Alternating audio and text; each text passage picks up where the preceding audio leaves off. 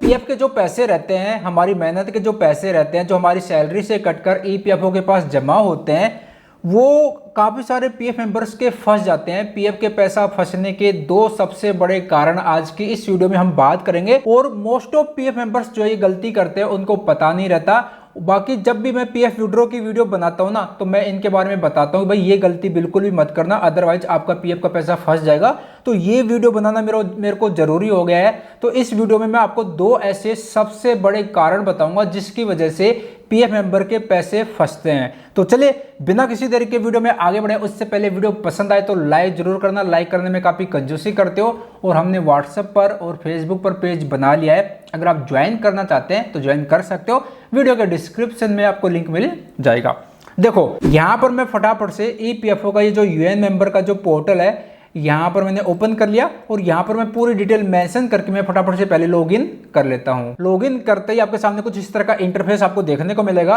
अब सबसे बड़ा जो कारण है पीएफ का पैसा फंसने का वो ये है कि जब पीएफ मेंबर अपनी कंपनी छोड़ देते हैं, ध्यान से सुनिएगा, जब पीएफ मेंबर अपनी कंपनी छोड़ देते हैं, कहीं पर भी वो जॉब नहीं करते हैं, 2 महीने या फिर 2 महीने से ज़्यादा कंप्लीट हो जाते हैं, उसके बाद जब वो फुल एंड फाइनल सेटलमेंट के लिए यानी कि पूरा पीएफ का पैसा, पेंशन का पैसा, नियोक्ता शेयर, कर्मचारी शेयर, ये तीनों अमाउंट निकालने के लिए जब वो फॉर्म 19 और 10 से अप्लाई करते हैं तो वो एक छोटी सी गलती यहाँ पर कर देते हैं। गलती क्या करते हैं, यहाँ पर ये जो व्यू का ऑप्शन है इस पर क्लिक करके यहाँ पर सर्विस हिस्ट्री का ऑप्शन जो है यहाँ पर सेलेक्ट करके यहाँ पर देखना भूल जाते हैं कि उनकी कितनी पीएफ मेंबर आईडी है।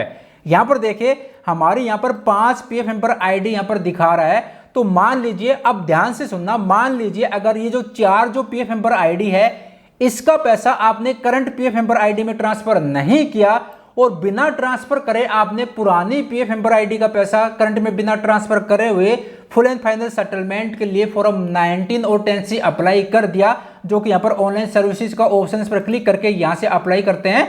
तो आपने अप्लाई कर दिया तो आपकी जो करंट जो पीएफ मेंबर आईडी है ना उसका ही पीएफ का पैसा और पेंशन का पैसा विड्रॉ होगा, पुरानी का रह जाएगा। क्योंकि जब भी आप फुल एंड फाइनल सेटलमेंट के लिए अप्लाई करते हैं तो जो आपकी करंट जो पीएफ मेंबर आईडी रहती है उसी से रिक्वेस्ट इनिशिएट होती है, उसी से रिक्वेस्ट जनरेट होती है। यहां पर मैं आपको दिखाना भी चाहूंगा, हमारी जो करंट जो पीएफ मेंबर आईडी है वो ये है, देखिए 31113। अब यहाँ पर मैं क्लिक करता हूँ ऑनलाइन सर्विसेज के ऑप्शन पर और यहाँ पर claim form 3190 10C 10D select करता हूँ। तो यहाँ पर आप देखिए, यहाँ पर मेंबर आईडी यहाँ पर देख सकते हो 31113, इस पीएफ मेंबर आईडी की जो है रिक्वेस्ट सबमिट होगी।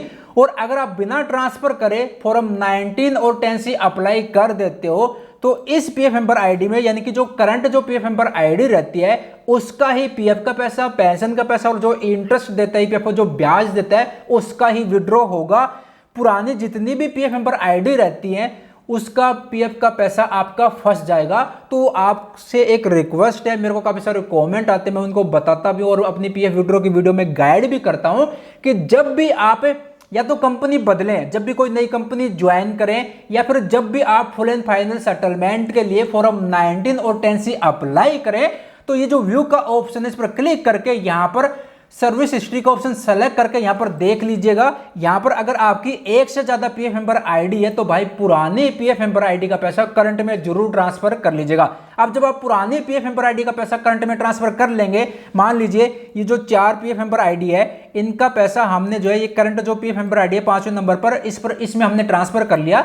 उसके बाद जब ट्रांसफर हो जाता है उसके बाद फुल एंड फाइनल सेटलमेंट के लिए फॉर्म 19 और 10 से अप्लाई करेंगे तो आपका 4 का जो पुरानी जो थी उनका तो आपने ट्रांसफर कर लिया, इसमें आ गया, तो आपका पुरानी का भी और करंट का भी सारा विड्रॉ हो जाएगा, आपका पीएफ का पैसा नहीं फंसेगा। तो ये पहला आपको ध्यान रखना है, जब भी आप फुल एंड फाइनल सेटलमेंट के लिए फॉर्म 19 10 से अप्लाई करें यहां पर जरूर चेक कर लीजिए एक से ज्यादा पीएफ मेंबर आईडी है तो पुरानी का करंट में ट्रांसफर हो जाने के बाद ही full and final settlement form 19 10C के लिए अप्लाई कीजिएगा। कैसे ट्रांसफर कर सकते हो इसके ऊपर मैंने एक सेपरेट डेडिकेटेड वीडियो बना रखी है, इस वीडियो का डिस्क्रिप्शन में मैंने लिंक दे दिया है, वो वीडियो आप देखकर आप अप्लाई कर सकते हो।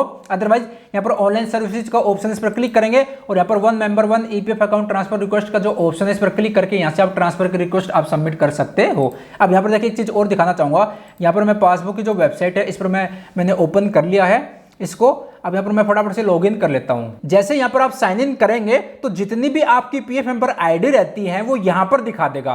अब यहां से आपको पता चल जाएगा कि आपकी अगर एक से ज्यादा पीएफ मेंबर आईडी है तो कौन सी पीएफ मेंबर आईडी में कितना पीएफ का पैसा है। अब यहां पर देखें, यहां पर टोटल, यहां पर मल्टीपल पीएफ मेंबर आईडी दिखा रहा है, तो यहां पर देखिए जीरो दिखा रहा है, यहां पर जीरो दिखा रहा है, यहां पर जीरो दिखा रहा है, यानी कि ये जो 3 पीएफ मेंबर आईडी है इनका पीएफ का पैसा इन्होंने ट्रांसफर कर लिया है।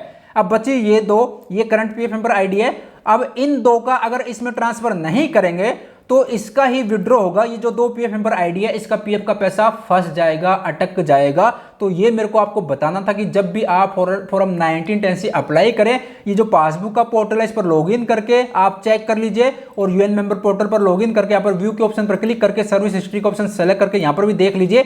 एक से ज्यादा पीएफ मेंबर आईडी है तो यहां से भी पता चल जाएगा और यहां से भी पता चल जाएगा, और यहां पर आपको बैलेंस पता चल जाएगा, और आप जो है पुराने पीएफ मेंबर आईडी का पैसा करंट में जरूर ट्रांसफर कर लीजिएगा।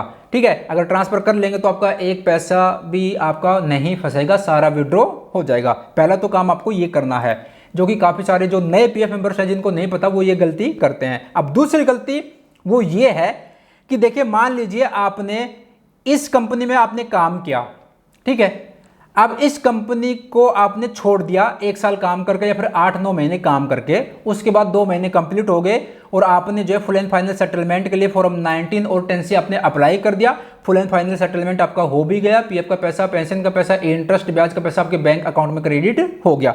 अब जब फॉर्म 19 और 10C अप्लाई हो गया, क्लेम सेटल हो गया, उसके बाद काफी सारे ऐसे पीएफ मेंबर हैं जो कंपनी उन्होंने छोड़ी थी उस कंपनी में 4 महीने के बाद, 5 महीने के बाद दोबारा से ज्वाइन कर लेते हैं।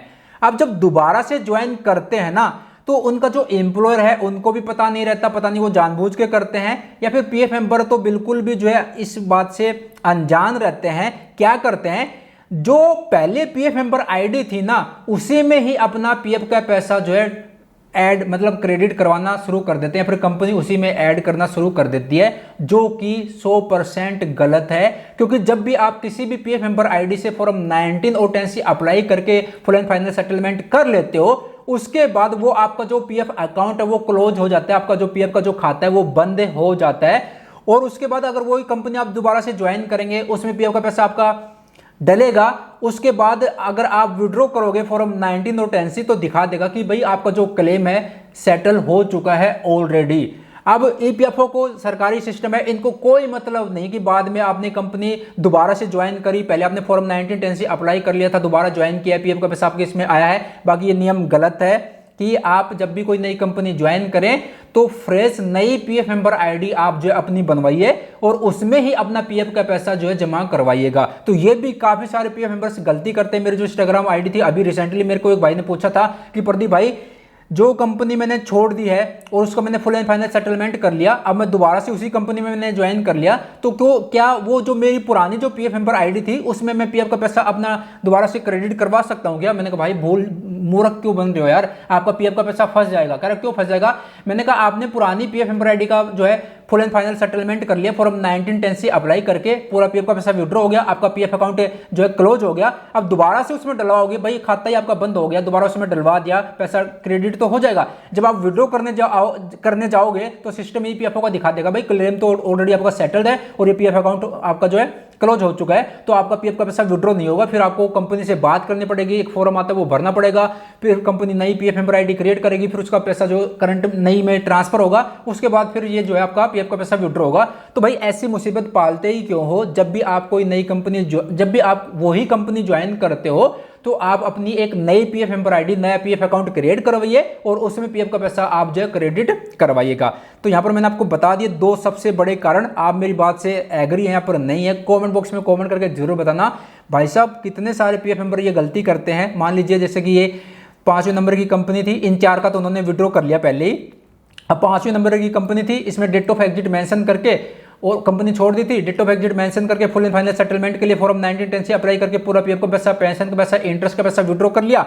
उसके बाद 3 महीने के बाद ये कंपनी दोबारा से ज्वाइन कर ली।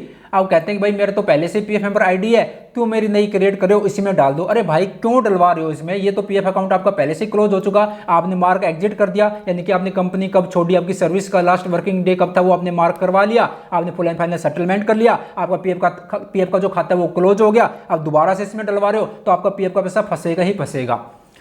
काफ़ी सारे फिर आपको लफड़ांत हो जाएगी, काफ़ी सारे चक्कर आपको काटने पड़ेंगे। इससे अच्छा है जब भी कोई सेम कंपनी ज्वाइन करे, नई पीएफ मेंबर आईडी क्रिएट करवाइए और उसमें पीएफ का पैसा आप जो है डलवाइएगा। ठीक है, तो ये दो कारण हैं, दो बातें मेरे को आप सभी को बतानी थी। काफ़ी सारे नए पीएफ मेंबर्स ये करते हैं। बाकी कंपनियों को भी जो है जब भी कोई नया उनका एम्प्लॉय दोबारा से ज्वाइन करे, उनकी नई पीएफ मेंबर आईडी क्रिएट करनी चाहिए। काफ़ी सारे जो कंपनी उनको पता रहता है, बट काफ़ी सारे जो ठेकेदार के थ्रू काम करते हैं उन ठेकेदार को पता नहीं रहता। तो आप ये जरूर बताइए कि भाई मैंने कंपनी छोड़ दी थी आपकी, दोबारा से मैं ज्वाइन कर रहा हूं, तो उससे मैंने फुल एंड फाइनल सेटलमेंट कर लिया था, आप नई पीएफ मेंबर आईडी क्रिएट कीजिए और इसमें पीएफ का पैसा जो है मेरा क्रेडिट कीजिएगा। ठीक है, तो ये काम आपको जरूर करना है।